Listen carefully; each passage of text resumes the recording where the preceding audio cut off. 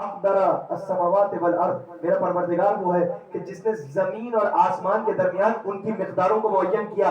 رات کی ایک خاص مقدار ہے، دن کی ایک خاص مقدار ہے. وقسم بینہما الاقسام، یہ دن کے اندر بھی اس نے رزق کا ایک خاص حصہ تقسیم کیا، اور پھر اس کے بعد رات کا جب وقت آیا تو رزق کا ایک خاص حصہ ہے جو رات کے اندر تقسیم کیا.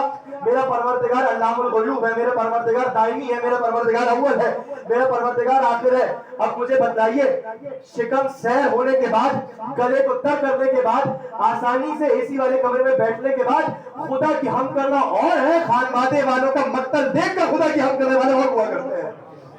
جس کی نگاہ میں حسین ابن علی جیسے بابا کی شہادت ہو، جس کی نگاہ کے اندر کربلا، خون آلود کربلا موجود ہو، جس نے کوفے کا دربار دیکھا ہو، جس نے کوفے کا زندان دیکھا ہو، جس نے دربار ابن زیاد دیکھے ہو، جس نے اپنی اس ذرا سے عرصے میں کربلا سے لے کر کوفہ، کوفہ سے شام تک مظالم کے پہاڑ جس کی کمر پر توڑ دیے گئے ہو، وہ خدا کی حمد کرے. اور 7 سے 8 جملے میرے مولا نے ارشاد فرمائے خدا کی حمد کے. یہ بتلانا یہ چاہ رہے ہیں کہ دیکھو، استاد سے حمد الہیہ سیکھ کر حمد الہیہ کرنے والے اور ہوتے ہیں.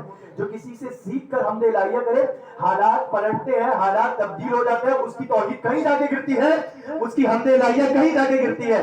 یہ حمد الہیہ ہم نے کسی اور سے نہیں سیکھی، یہ خون رسالت ہے کہ جو ہماری رگوں میں دوڑ رہا ہے، یہ خون فاطمہ زہرا ہے جو ہماری رگوں میں دوڑ رہا ہے. ہم نے بلاغت و حمد الہی بناتے رسول کا درس کسی استاد کے سکھانے سے حاصل نہیں کیا، یہ رسول خدا کے خون کی تاثیر ہے کہ جو میری زبانوں کے اوپر جاری ہو رہی ہے.